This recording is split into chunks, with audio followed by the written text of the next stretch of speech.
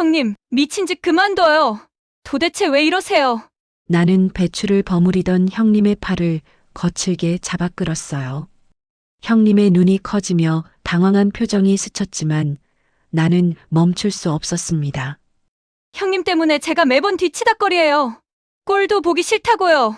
시어머니가 마당 건너편에서 달려오는 발소리가 들렸어요. 하지만 나는 형님의 어깨를 더 세게 밀어냈습니다. 유진아, 너 왜 그러냐? 너 큰애한테 무슨 짓이야? 이런 싸가지 없는 것. 시어머니의 빗자루가 공중에서 번쩍 들려 제 등을 쳤어요. 형님, 미안해요. 어쩔 수 없어요. 오늘도 시청해주셔서 감사합니다. 좋아요, 구독 눌러주시고 댓글에 건강이라고 적어주시면 늘 건강과 행복이 가득하실 거예요. 이야기 시작합니다. 사건은 그로부터 사흘 전에 시작됐습니다. 11월 중순 아침 기온이 영하 5도까지 내려간 날이었어요. 새벽 5시 나는 남편 민호와 함께 시댁으로 차를 몰았습니다. 오늘부터 사흘간 200포기 김장이 시작되는 날이었죠. 시댁 마당에 들어서자마자 입김이 하얗게 나올 정도로 추운 공기가 뺨을 때렸어요. 그런데 이미 마당 한쪽에는 불이 환하게 켜져 있었고 형님이 커다란 플라스틱 대야에 배추를 씻고 계셨습니다. 형님, 벌써 오셨어요? 형님이 고개를 돌렸어요. 그 순간 나는 움찔했습니다. 형님의 얼굴이 너무 창백했거든요. 마치 밤새 잠을 못 잔 사람처럼 눈밑이 퀭하게 파여 있었고 입술에는 핏기가 하나도 없었어요. 응, 일찍 나와서 먼저 시작했어. 오늘 절여야 할 게 많잖아. 형님은 억지로 미소를 지으며 차가운 물에 손을 담갔습니다. 물이 철썩거리는 소리와 함께 형님의 등이 가볍게 떨리는 것이 보였어요. 이상하다. 오늘따라 형님 얼굴이 안 좋아 보이시네. 유진아, 너도 빨리 앞치마 두르고 와. 절일 배추가 산더미야. 시어머니의 목소리가 대문 쪽에서 들려왔습니다. 시어머니는 트럭에서 배추 상자를 내리고 계셨는데 올해는 유난히 양이 많았어요. 어머니, 올해는 왜 이렇게 많이 하세요? 동네 할머니들 댁에 나눠드리려고. 혼자 사시는 분들이 많잖아. 시어머니의 대답은 착하셨지만 나는 200포기라는 숫자에 한숨이 나왔습니다. 첫날은 배추를 씻고 절이는 작업이었어요. 형님은 계속해서 선두에서 일했습니다. 배추 한 포기 한 포기를 뒤집고 소금물을 끼얹고 정성스럽게 쌓아 올렸어요. 그런데 점심때쯤 나는 이상한 광경을 목격했습니다. 형님의 이마에 땀이 송글송글 맺혀 있었던 겁니다. 영하의 날씨에 차가운 물을 만지는데 땀을. 형님, 괜찮으세요? 응? 아, 일하니까 더워서. 형님은 재빨리 손등으로 이마를 닦았어요. 하지만 그 손이 미세하게 떨리는 게 보였습니다. 오후 3시쯤 시어머니가 간식으로 호떡을 사오셨어요. 자, 다들 잠깐 쉬면서 먹어라. 우리는 마당 한쪽에 모여 앉아 호떡을 먹었습니다. 김이 모락모락 나는 호떡을 한 입 베어 물자 달콤한 맛이 입안에 퍼졌어요. 그런데 형님은 호떡을 거의 손도 대지 않으셨습니다. 형님, 안 드세요? 배가 안 고파서. 동서 많이 먹어. 형님은 호떡을 내게 건네며 다시 일어났어요. 그리고 절여진 배추를 뒤집기 시작했습니다. 은수가 좀 쉬었다 해. 아직 저녁까지 시간 많아. 시어머니가 말했지만 형님은 고개를 저었어요. 아니에요, 어머니. 저 괜찮아요. 오늘 다 끝내야 내일 편하잖아요. 그 말투가 이상했습니다. 마치 시간에 쫓기는 사람처럼 초조함이 묻어났어요. 내년에는 못할지도 몰라서요. 형님이 중얼거린 그 한마디를 나는 그냥 흘려들었습니다. 그때는 몰랐으니까요. 그 말에 담긴 진짜 의미를. 저녁 7시 첫날 작업이 끝났어요. 우리는 각자 집으로 돌아갔습니다. 차 안에서 나는 남편에게 물었습니다. 여보, 형님이 오늘 좀 이상하지 않았어? 형수님? 뭐가? 얼굴이 너무 창백하고 땀도 많이 흘리고 김장이 힘들잖아. 형수님도 나이가 있으시니까. 남편은 대수롭지 않게 대답했어요. 그날 밤 나는 잠을 제대로 이루지 못했습니다. 형님의 창백한 얼굴과 떨리는 손이 자꾸 떠올랐어요. 다음 날 그 끔찍한 진실을 알게 될 때까지는 둘째 날 아침 6시 나는 형님보다 일찍 시댁에 도착했습니다. 어젯밤 뒤척이다가 내린 결론이 하나 있었어요. 형님을 지켜봐야겠다는 것. 뭔가 이상하다는 직감을 무시할 수 없었으니까요. 그런데 마당에 도착하니 형님은 이미 와 계셨습니다. 형님, 몇 시에 오셨어요? 아, 동서. 새벽 5시쯤? 형님은 양념 재료를 다듬고 계셨어요. 무, 갓, 파, 생강이 산더미처럼 쌓여 있었습니다. 오전 내내 우리는 양념을 만들었어요. 고춧가루, 젓갈, 다진 마늘, 생강을 버무리는 작업이었습니다. 형님의 손놀림은 여전히 빨랐지만 자세히 보니 손등에 멍이 들어 있었어요. 저 멍은 언제 생긴 거지?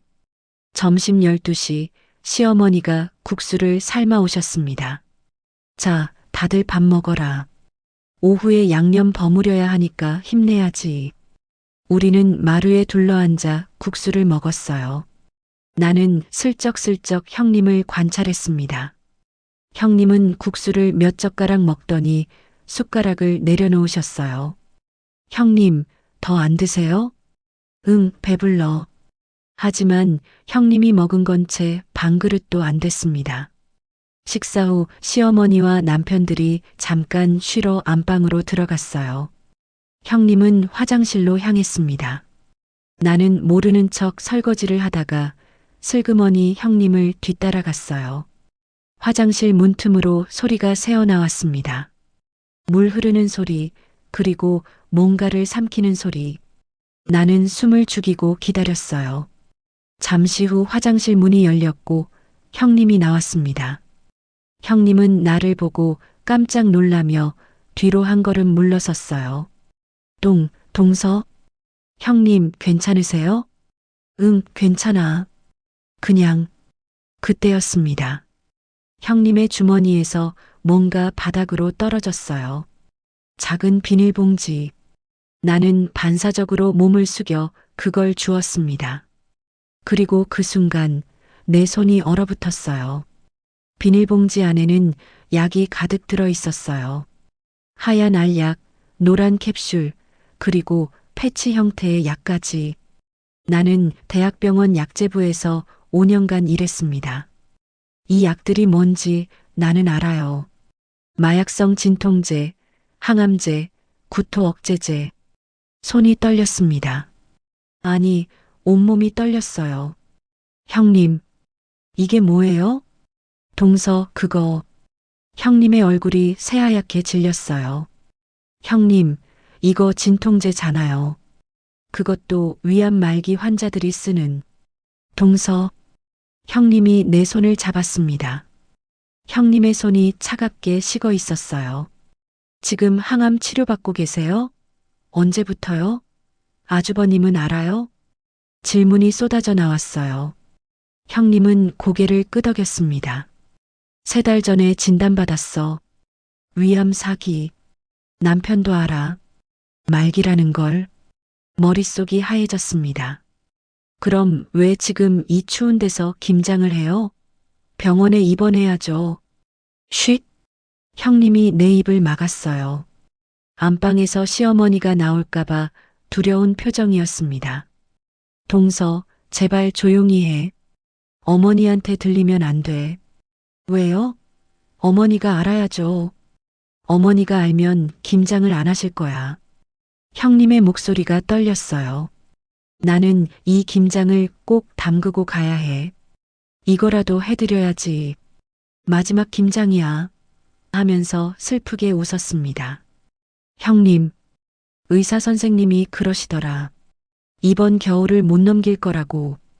그래서 나는 마지막으로 이것만큼은 해주고 싶어. 형님의 눈에서 눈물이 흘러내렸습니다. 동서, 제발. 오늘 하루만, 아니 이틀만 입 다물어줘. 김장 다 끝내고 그때 말할게. 어머니한테도 다 말할게. 나는 대답할 수가 없었어요. 형님의 두 손을 꼭 쥔 채 그저 눈물만 흘렸습니다. 이렇게 둘 수는 없어.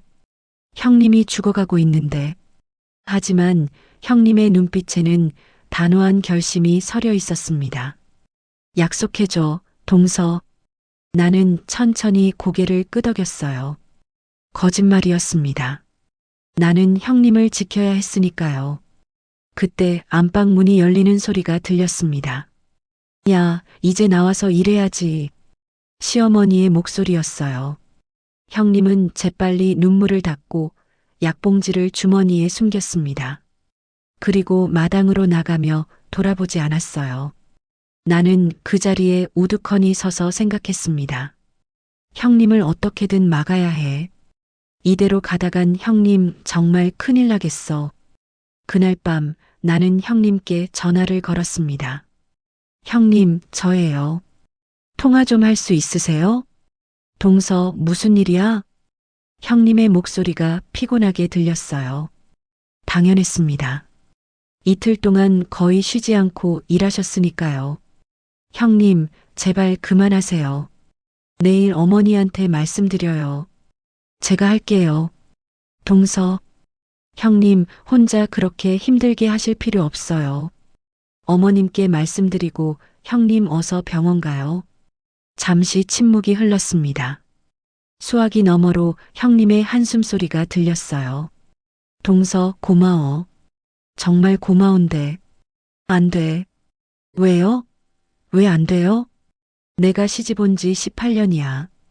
18년 동안 나는 어머니께 제대로 된 효도를 한 번도 못했어.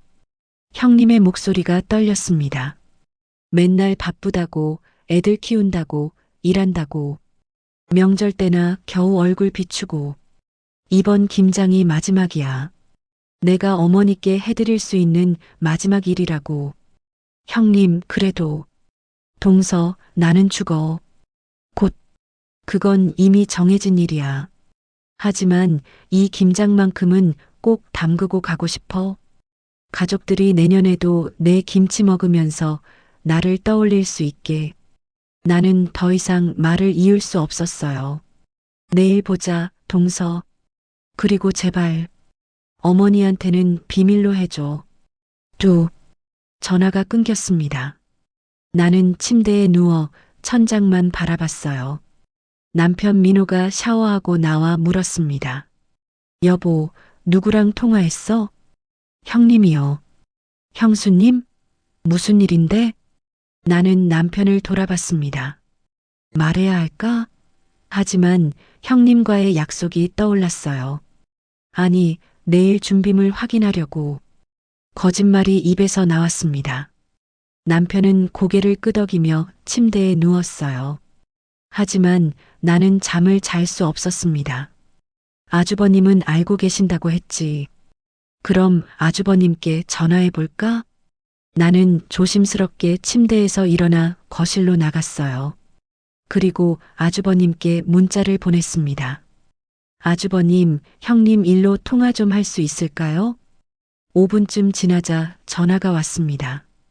재수 씨, 무슨 일이에요? 이 밤중에. 아주버님의 목소리는 무겁게 가라앉아 있었어요. 아주버님, 형님 아프신 거 알고 계시죠? 네. 알아요. 그럼 왜 말리지 않으세요? 형님이 지금 김장하다가 쓰러질 수도 있어요. 저도 말렸어요, 재수 씨. 수없이 말렸죠. 아주버님이 한숨을 내쉬었습니다. 근데 은숙이가 안 들어요. 기어코 이 김장을 하겠다고. 제가 어머니한테 말하려고 하면 은숙이가 울면서 말리더라고요. 하지만 아주버님, 재수 씨, 저도 알아요. 이게 말이 안 된다는 거. 근데 은숙이 눈빛을 보면 저는 차마 못 말리겠더라고요. 이게 은숙이가 원하는 마지막 일이잖아요. 아주버님의 목소리가 갈라졌어요. 미안해요, 재수 씨. 제가 무능해서 아내 하나 제대로 못 지켜서 나는 아무 말도 할 수 없었습니다. 아주버님도 나도 모두 무력했어요. 통화를 끊고 나는 거실 소파에 털썩 주저앉았습니다. 말로는 안 되겠구나. 형님도 아주버님도 이미 결심하신 거야. 그렇다면 다른 방법을 찾아야 했어요. 형님을 강제로 멈추게 할 방법. 형님이 더 이상 일을 못하게 만들 방법. 나는 밤새 고민했습니다. 어떻게 하면 형님을 이 김장에서 떼어낼 수 있을까? 시어머니께 직접 말씀드린다? 안 돼. 형님이 그걸 가장 원하지 않으셨어. 아픈 척해서 내가 일을 못한다? 안 돼. 그러면 형님이 더 일하실 거야. 그때 한 가지 방법이 떠올랐습니다. 형님을 이 집에서 쫓아내는 거야. 어머니가 형님을 내보내게 만드는 거지. 하지만 그러려면 나는 심호흡을 했어요. 손이 떨렸습니다. 내가 악역이 되어야 해. 형님과 싸우는 척, 형님을 미워하는 척. 그래서 어머니가 형님을 집에서 내보내게 만드는 거야. 그게 유일한 방법이었습니다. 형님을 살릴 수 있는 유일한 방법. 새벽 4시 나는 결심을 굳혔어요. 내일 마지막 날. 나는 이 집 역사상 최악의 며느리가 될 것입니다. 형님을 지키기 위해서. 셋째 날, 김장 마지막 날이었습니다. 새벽 6시, 나는 남편보다 먼저 일어나 시댁으로 향했어요. 오늘이 결정적인 날이 될 거라는 예감이 들었습니다. 마당에 도착하니 역시나 형님은 이미 와 계셨어요. 형님은 절여진 배추에 양념을 버무리고 계셨습니다. 그런데 뭔가 이상했어요. 형님의 손놀림이 평소와 달랐습니다. 느렸어요. 마치 손에 힘이 없는 것처럼 배추를 들어올리는 동작이 버거워 보였습니다. 형님, 안녕하세요. 아, 동서. 왔어? 형님이 고개를 돌렸는데 나는 그만 숨이 멎을 뻔했어요. 형님의 얼굴은 더 이상 창백한 정도가 아니었습니다. 잿빛이었어요. 마치 생기라곤 하나도 남지 않은 것처럼 푸석푸석한 얼굴이었습니다. 형님, 얼굴이 괜찮아. 그냥 좀 피곤해서. 형님은 다시 배추를 들어 올렸습니다. 그런데 그 순간 형님의 몸이 휘청거렸어요. 형님, 나는 재빨리 달려가 형님을 붙잡았습니다. 동서 미안. 발이 좀 저려서. 발이 저린 게 아니었어요. 형님은 서 있을 힘조차 없었던 겁니다. 형님, 제발 좀 쉬세요. 제가 할게요. 안 돼. 오늘 다 끝내야 해.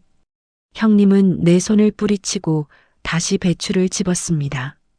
하지만 형님의 손이 심하게 떨리는 게 보였어요. 오전 10시쯤 시어머니가 마당으로 나오셨습니다. 어디 보자. 오, 많이들 했네. 이 정도면 오후에 다 끝내겠구만. 시어머니는 만족스러운 표정으로 김치 항아리들을 살피셨어요. 그러다 형님을 보셨습니다. 은수가, 너 얼굴이 왜 그래?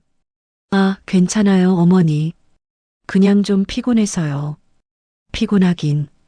우리 며느리가 일을 너무 많이 했나? 그래도 조금만 더 힘내. 오늘만 넘기면 되잖아. 시어머니는 형님의 등을 토닥이며 격려하셨습니다. 하지만 그게 격려가 아니라 채찍질로 느껴졌어요. 점심시간이었습니다. 시어머니가 된장찌개를 끓여오셨어요. 우리는 마루에 앉아 밥을 먹었습니다. 남편들도 와 있었어요. 형님은 숟가락을 들었다가 내려놓기를 반복했습니다. 형수님, 식사 안 하세요? 남편 민호가 물었어요. 응, 속이 좀 안 좋아서. 형님은 억지로 미소를 지으며 물만 마셨습니다. 나는 더 이상 참을 수 없었어요. 어머니, 형님 좀 쉬게 해주세요. 형님 몸이 안 좋으신 것 같아요. 뭐, 은숙이가 아프다고? 시어머니가 형님을 돌아봤습니다. 아니에요, 어머니. 저 괜찮아요. 봐라. 괜찮다잖아. 유진아, 너 괜히 호들갑 떨지 마. 일 좀 힘들다고 아픈 척하면 안 되는 거야. 하지만 어머니, 너나 내일 잘해. 큰애 걱정은 하지 말고. 시어머니의 말씀에 나는 입을 다물 수밖에 없었습니다. 오후 2시 일을 다시 시작했어요. 형님은 배추를 버무리다가 갑자기 칼을 떨어뜨렸습니다. 칼이 형님의 손등을 스쳤어요. 아, 피가 흘렀습니다. 형님, 나는 형님에게 달려갔어요. 하지만 형님은 괜찮다며 손을 물로 씻고 다시 일을 시작했습니다. 동서, 신경 쓰지 마. 나 괜찮아. 괜찮을 리가 없었어요. 형님은 이제 배추를 버무리는 것조차 힘들어 하셨습니다. 오후 4시쯤 나는 아주버님께 전화를 걸었습니다. 아주버님, 지금 당장 오셔야 해요. 형님이 정말 위험해요. 재수 씨, 죄송해요. 제가 지금 부산 출장 중이에요. 저녁에는 갈게요. 저녁이면 늦어요. 형님이 지금 쓰러질 것 같아요. 재수 씨, 미안해요. 정말 미안해요. 아주버님의 목소리도 무력했습니다. 전화를 끊고 나는 형님을 바라봤어요.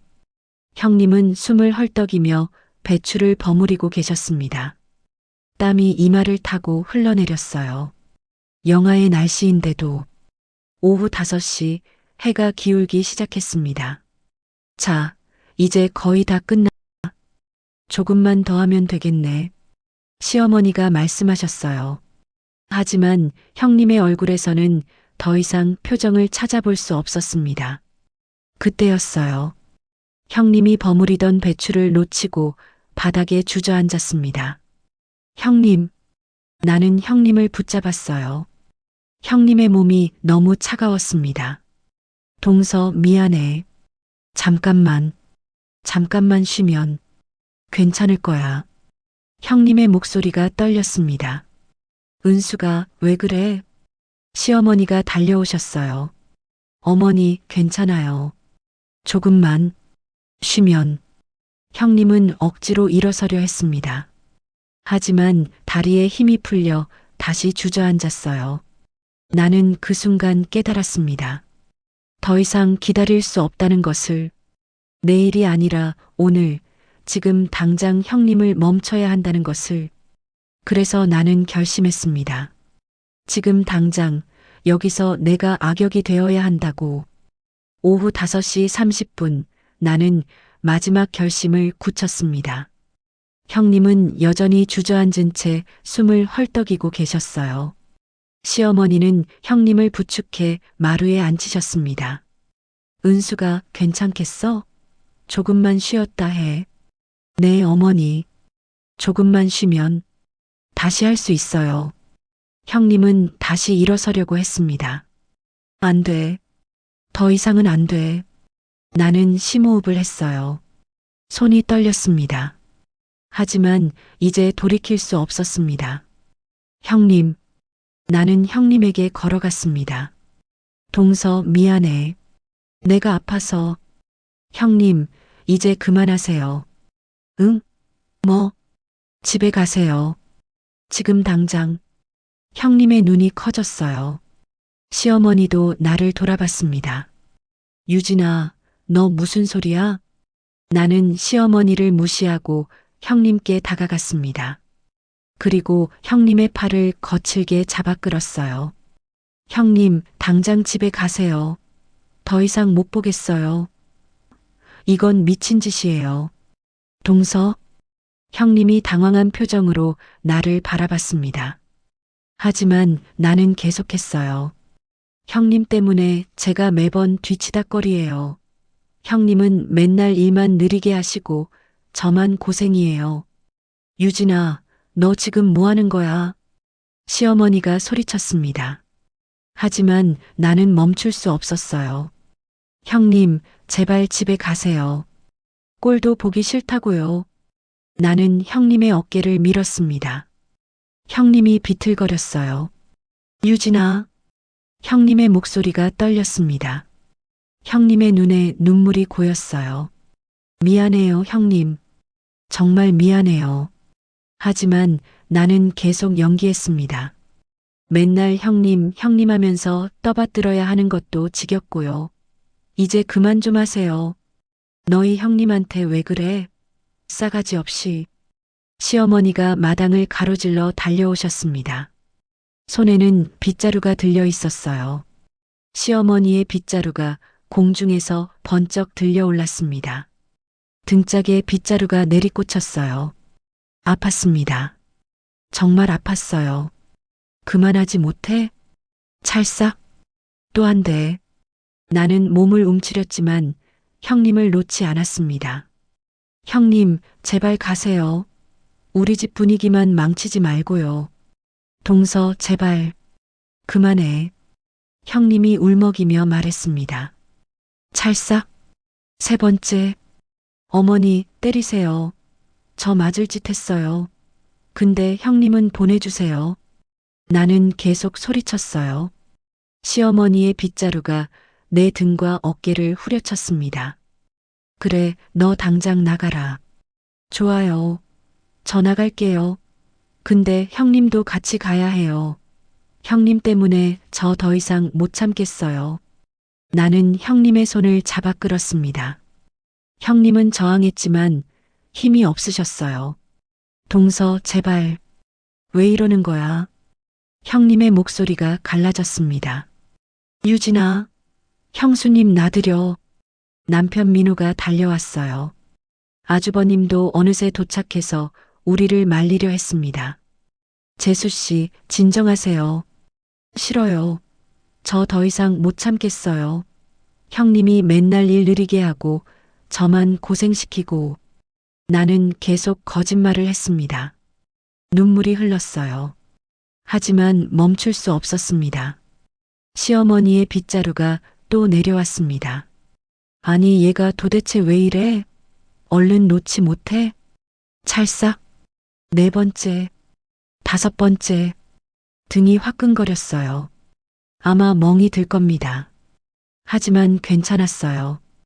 형님만 쉴 수 있다면, 형님만 이 지옥 같은 김장에서 벗어날 수 있다면. 어머니, 죄송해요. 근데 저는 더 이상 형님이랑 같이 일 못해요. 나는 마지막 힘을 다해 형님을 밀어냈습니다. 형님이 뒤로 비틀거렸어요. 그 순간이었습니다. 형님의 얼굴이 하얗게 질리더니 갑자기 입을 벌렸어요. 그리고 형님의 입에서 피가 쏟아져 나왔습니다. 붉은 피, 선홍빛 피. 형님은 그대로 무릎을 꿇으며 바닥에 쓰러졌어요. 형님. 나는 형님을 붙잡았습니다. 은수가. 시어머니가 비명을 질렀어요. 형님의 입에서 계속 피가 흘러나왔습니다. 그리고 흰 거품까지 섞여 나왔어요. 형수님. 형님. 아주버님과 민호가 달려왔습니다. 형님의 몸이 축 늘어졌어요. 눈이 풀렸습니다. 형님, 정신 차려요. 형님. 나는 형님을 흔들었습니다. 하지만 형님은 대답이 없었어요.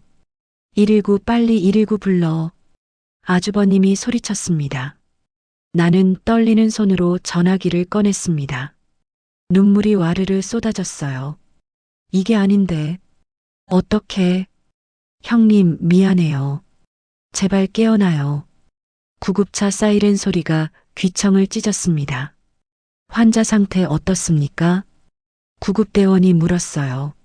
나는 떨리는 목소리로 대답했습니다. 토혈하고 의식을 잃었어요. 혈압 70에 40, 맥박 약하고 불규칙합니다. 다른 구급대원이 외쳤어요. 그들은 재빨리 형님을 들것에 옮겼습니다. 보호자 한 분만 동승 가능합니다. 제가 갈게요. 아주버님이 구급차에 올라탔어요. 나는 그 뒤를 따라 올라타려다가 시어머니의 손에 붙잡혔습니다. 유진아, 저 정말 큰 애한테 왜 그랬냐?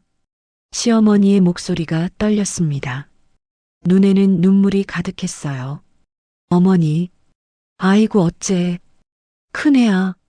시어머니는 말을 잇지 못하고 주저앉았습니다. 남편 민호가 시어머니를 부축했어요. 어머니, 우리도 빨리 가요. 차로 가시죠. 구급차가 출발했습니다. 나는 남편의 차를 타고 뒤따라갔어요. 차 안은 정적뿐이었습니다. 시어머니는 뒷좌석에서 계속 흐느꼈어요. 은숙이가 왜 그랬을까? 멀쩡하던 애가 갑자기. 어머니, 멀쩡하지 않았어요. 형님은 죽어가고 계셨어요. 너 때문이야, 유진아. 내가 큰애랑 괜히 싸워서. 시어머니의 비난이 계속됐습니다. 나는 고개를 숙인 채 아무 말도 하지 않았어요. 그래요, 제 탓이에요. 다 제가 잘못했어요. 병원에 도착했습니다. 응급실 앞은 이미 난리가 났어요. 환자 위암 말기 상태입니다. 상부 위장관 출혈로 보입니다. 의사의 목소리가 들렸습니다. 위암 말기? 시어머니가 그 말을 듣고 멈칫했어요. 뭐라고? 위암? 시어머니는 아주버님을 돌아봤습니다. 아주버님은 고개를 숙였어요. 재혁아, 지금 의사가 뭐라고 한 거야? 어머니. 아주버님의 목소리가 떨렸습니다. 은숙이가 위암이래? 말기래? 그게 무슨 소리야? 시어머니가 아주버님의 옷깃을 잡았어요. 대답해. 너 알고 있었어? 죄송합니다, 어머니. 아주버님이 무릎을 꿇었습니다. 은숙이가 3달 전에 진단을 받았어요. 위암 4기. 의사 선생님이 이번 겨울을 넘기기 어렵다고 했어요. 시어머니의 얼굴에서 모든 핏기가 사라졌습니다. 3달 전? 그럼 그동안 은숙이가 아픈 걸 알면서도 내가 일을 시킨 거야? 어머니, 은숙이가 말리지 말라고 했어요. 김장을 꼭 하고 싶다고. 김장? 김장이 뭐가 중요해? 시어머니가 소리쳤어요. 그리고 응급실 의자에 주저앉으며 머리를 감싸쥐었습니다. 내가 며느리를 죽인 거야. 아픈 며느리를 사흘 밤낮 일을 시킨 거야. 시어머니의 통곡 소리가 응급실에 울려 퍼졌어요. 나는 벽에 기댄 채 눈물을 흘렸습니다. 손이 떨렸어요. 1시간쯤 지났을까요? 의사가 나왔습니다. 보호자분 계십니까? 저요. 저 남편입니다. 아주버님이 달려갔어요. 우리도 따라갔습니다. 환자분 상태가 매우 위중합니다. 위 종양 파열로 인한 대량 출혈이 있었고 현재 수혈 중입니다. 그럼 살 수 있어요? 최선을 다하고 있습니다만 각오는 하셔야 할 것 같습니다. 각오? 죽음에 대한 각오? 시어머니가 그 자리에 쓰러질 듯 비틀거렸어요. 남편이 재빨리 시어머니를 붙잡았습니다. 어머니, 정신 차리세요. 은숙이, 우리 은숙이. 시어머니는 중얼거리며 복도 벤치에 앉았어요. 눈빛이 초점을 잃었습니다. 나는 복도 끝으로 걸어갔습니다. 그리고 벽에 등을 기댄 채 천천히 주저앉았어요. 형님, 미안해요. 내가 형님을 지키려고 한 일이 오히려 형님을 죽게 만들었어요. 내가 밀지 않았다면 형님이 쓰러지지 않았을까요? 내가 그냥 가만히 있었다면. 눈물이 멈추지 않았습니다. 재수 씨, 아주버님이 내 옆에 앉았어요. 재수 씨 잘못이 아니에요. 아주버님, 은숙이가 이미 한계였어요. 재수 씨가 안 밀었어도 곧 쓰러졌을 거예요. 아주버님의 목소리도 떨렸습니다. 재수 씨는 은숙이를 지키려고 한 거잖아요. 저는 알고 있어요. 나는 고개를 들어 아주버님을 봤어요. 아주버님의 눈에도 눈물이 가득했습니다. 은숙이한테 재수 씨 이야기 들었어요. 재수 씨가 은숙이 걱정하면서 김장 못하게 말린 거요. 아주버님, 고마워요, 재수 씨. 은숙이를 지키려고 해줘서. 아주버님이 내 손을 잡았어요. 응급실 불이 꺼지지 않았습니다. 형님은 여전히 생사의 갈림길에 서 계셨어요. 나는 하늘에 기도했습니다. 제발 형님을 살려주세요.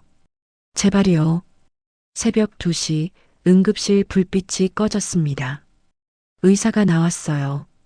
우리는 일제히 벌떡 일어났습니다. 환자분 의식이 돌아왔습니다. 그 말에 시어머니가 주저앉았어요. 다행이다. 형님이 살아나셨다. 하지만 상태가 매우 좋지 않습니다. 면회는 짧게 해주시고 환자분을 자극하지 마세요. 의사의 말이 끝나자마자 시어머니가 병실로 달려가셨습니다. 우리도 뒤따라 들어갔어요. 형님은 산소 마스크를 쓴 채 침대에 누워 계셨습니다. 온몸에 링거줄이 연결되어 있었어요. 은수가. 시어머니가 형님의 손을 잡았습니다. 형님이 천천히 눈을 떴어요. 어머니. 형님의 목소리는 겨우 들릴 정도로 작았습니다. 은수가 미안하다. 내가 잘못했어. 시어머니의 눈에서 눈물이 쏟아졌어요. 내가 몰랐어. 내가 그렇게 아픈 줄. 내가 널 죽이는 줄도 모르고. 어머니, 무슨 말씀이세요? 그런 말 하지 마세요. 그리고 울지 마세요. 형님이 희미하게 미소 지었습니다. 은수가 왜 말을 안 했어? 왜 혼자 그렇게 힘들게? 어머니가 알면 김장 안 하실까봐. 형님의 말이 끊어졌어요. 숨쉬기조차 힘들어 보였습니다.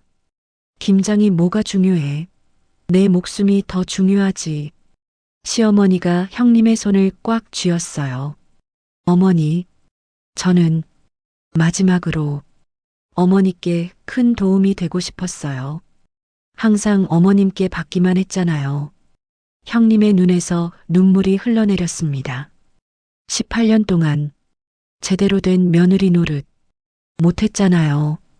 이번이 마지막으로 제가 할 수 있는 걸 해드리고 싶었어요. 근데 해드릴 게 김장밖에 없었어요. 형님이 희미하게 웃었습니다. 은수가. 시어머니가 형님의 손을 이마에 갖다 댔어요. 그리고 목 놓아 울었습니다. 내가 바보였어. 내가 매일 와서 일 도와주는 게 얼마나 고마운 건지.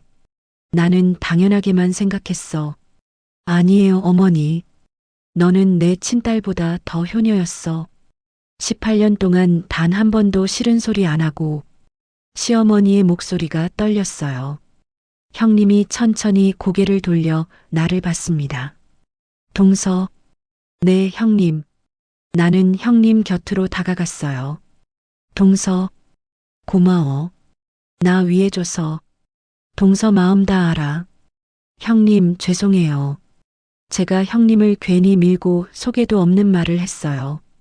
아까 했던 말은 제 진심 아닌 것 아시죠? 형님? 당연하지, 동서. 동서 마음 다 알지.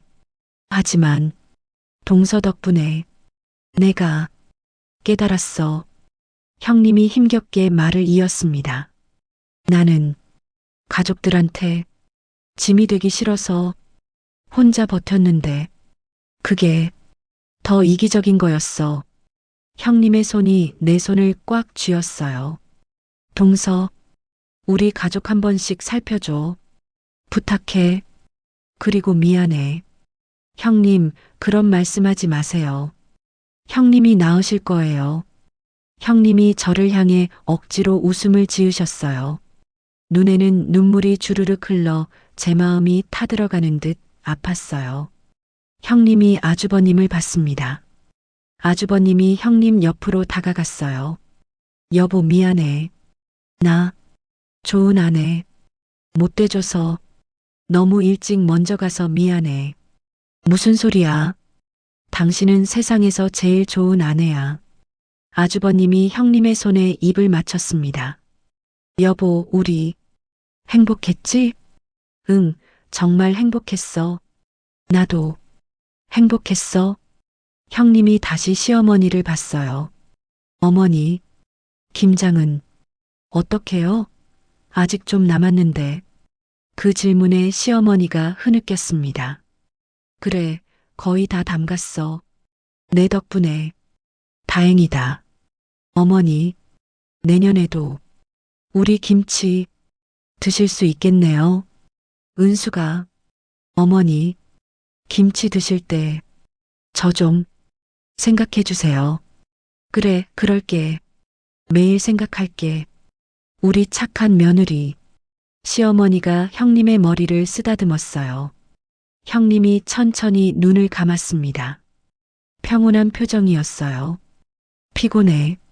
좀 자도 될까요? 그래, 자렴. 푹 자거라. 시어머니가 형님의 이불을 덮어주셨습니다. 형님의 호흡이 고르게 이어졌어요. 우리는 조용히 병실을 나왔습니다. 복도에서 시어머니가 나를 돌아봤어요. 유진아, 내 어머니, 미안하다. 내가 알지도 못하면서 내 탓만 하고 모진 소리를 했어. 시어머니가 내 손을 잡았습니다. 너는 은숙이를 지키려고 한 거였구나. 나는 그것도 몰랐어. 괜찮아요, 어머니. 시어머니가 나를 끌어안았어요. 시어머니와 저는 끌어안고 하염없이 눈물을 흘렸어요. 형님은 그날 새벽 5시에 눈을 감으셨습니다. 가족들이 모두 지쳐 잠든 사이 조용히 떠나셨어요. 마치 우리에게 부담 주기 싫어서 혼자 가신 것처럼. 장례식장은 사흘 동안 조문객들로 붐볐습니다. 마을 사람들이 모두 찾아왔어요. 며느리가 아파도 김장을 다 하고 갔다면서요? 그 착한 며느리가 참 안 됐어요. 평생 불평 한마디 없이 시어머니 모신 효부였는데 조문객들의 말을 들으며 시어머니는 계속 눈물만 흘리셨습니다. 장례를 치르고 돌아온 날 시댁은 텅 비어 있었어요. 하지만 마당에 김장을 위해 분주히 왔다 갔다 하시는 형님의 모습이 보이는 듯 했습니다. 어머니, 들어가세요. 추워요. 내가 시어머니를 부축했습니다. 시어머니는 고개를 저으며 김치 냉장고 쪽으로 걸어가셨어요. 천천히 냉장고 문을 열었습니다. 김치가 가지런히 담겨 있었어요. 형님이 마지막 힘을 다해 담근 김치들. 은숙이가 이걸 다 담갔어. 시어머니가 김치 한 포기를 꺼냈습니다. 그리고 그 자리에 주저앉아 김치를 끌어안았어요. 은수가 미안해. 내가 정말 미안해. 시어머니의 통곡 소리가 마당에 울려 퍼졌습니다. 나는 시어머니 옆에 앉았어요. 재수 씨, 아주버님이 다가왔습니다. 손에는 봉투가 들려 있었어요. 이거 은숙이가 남긴 거예요. 나는 떨리는 손으로 봉투를 받았습니다. 봉투를 열자 형님의 편지가 나왔어요. 동서에게. 동서, 이 편지를 읽고 있다면 나는 이미 떠났겠지. 미안해, 동서. 동서한테 짐만 되고 갔네. 동서가 나를 지키려고 한 거 다 알아. 악역까지 자처하면서 나를 쉬게 하려고 한 거 정말 고마워. 하지만 동서, 나는 그 김장을 꼭 하고 싶었어. 그게 내가 가족들한테 남길 수 있는 마지막 사랑이었거든. 200포기. 우리 가족이 1년 동안 먹을 수 있는 양이야. 가족들이 내년에도 내 김치를 먹으면서 나를 떠올려주면 좋겠어. 동서, 부탁이 있어. 어머니 잘 모셔줘. 어머니는 겉으로는 강해 보이지만 속은 약하셔. 내가 못다한 효도 동서가 대신해줘. 그리고 우리 남편도 잘 부탁해. 혼자 있으면 밥도 제대로 못 챙겨 먹어. 동서, 우리 짧은 시간이었지만 난 정말 동서가 좋았어. 늘 힘이 되고 내 편이 되어 주었잖아. 고마워. 건강하게 오래오래 살아줘. 그리고 가끔 나도 생각해줘. 사랑해, 동서. 편지를 읽는 내내 눈물이 멈추지 않았습니다.